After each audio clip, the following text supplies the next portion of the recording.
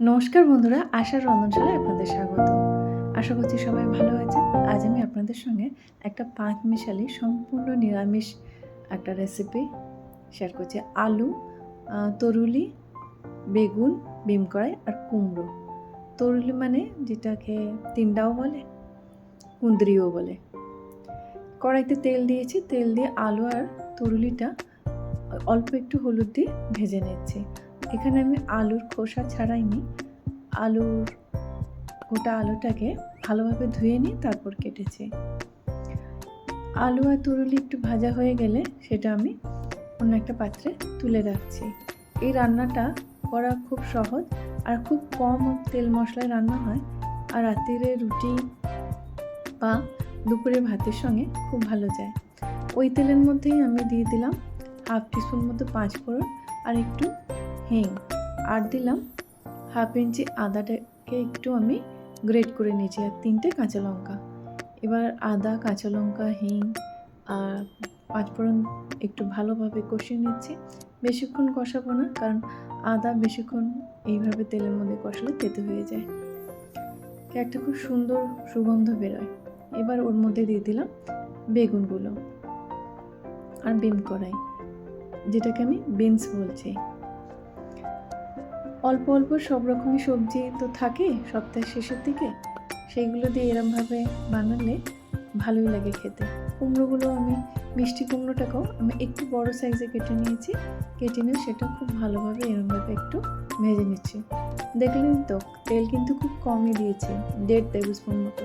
Half teaspoon এবার দিলাম হলুদ, হাফ টিস্পুন না 1/4, আর হাফ টিস্পুন দিলাম লঙ্কা গুঁড়ো। আর সেরকম কিছু মশলা দেবো না আমি। একটু ভালোভাবে হালকাভাবে এরমভাবে ভেজে নিচ্ছি।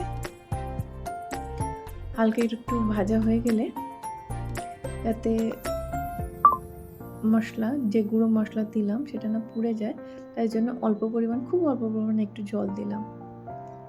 তেল যেহেতু কম দিয়েছি তাই অল্প একটু জল দিয়েছিলাম। এবার ভাজা আলু আর তরুলিটা দিয়ে দিচ্ছি, দিয়ে এইভাবে একটু নাড়াচাড়া করে দিচ্ছি। আর এতে দিয়েছি আমি 1 টিস্পুন মতো নুন।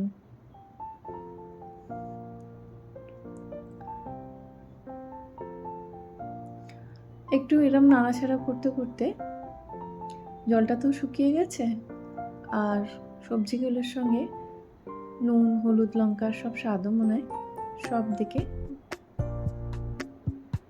রয়েছে। এবার ঢাকা দিয়ে আমি প্রায় লো ফ্লেমে রেখে দিয়েছি প্রায় 4 থেকে 5 মিনিট।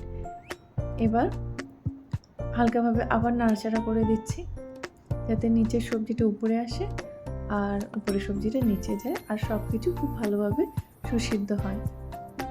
একবার দেখে নিলাম, এখনও একটু সেদ্ধ হতে বাকি আছে। আরও 3 মিনিট পর ঢাকা দিয়ে রেখে দিয়েছিলাম। 3 মিনিট পর আবার একটু নাড়াচাড়া করে দিচ্ছি। এবার কিন্তু সব সবজি মোটামুটি সেদ্ধ হয়ে গেছে। হ্যাঁ, বিনসও সেদ্ধ হয়ে গেছে, কুমড়ো তো সেদ্ধ হয়েই গেছে। আর একদম নিরামিষ তরকারি তো, তাই একটু মিষ্টি দিলাম 1 টিস্পুন মতো। এটা অপশনাল, আপনারা যদি না চান নাও দিতে পারেন। আমাদের কিন্তু পাঁচমিশালি এই তরকারি রেডি। এবার রাত্রিরে ডিনার বলুন বা দুপুরে ভাতের সঙ্গে খেতে কিন্তু ভালোই লাগে। এইভাবে যদি আমরা যা সবজি থাকে সেই সবজি দিয়ে যদি এরকম পাঁচমিশালি রান্না করি, তাহলে আশা করব বাড়ির সবাই পছন্দ করবে। আশা করছি আমার রেসিপিটা আপনাদের ভালো লেগেছে, আর আমার রেসিপিটা ভালো লাগলে আমার চ্যানেলটি সাবস্ক্রাইব করে দেবেন। ভালো থাকবেন, সুস্থ থাকবেন। ধন্যবাদ।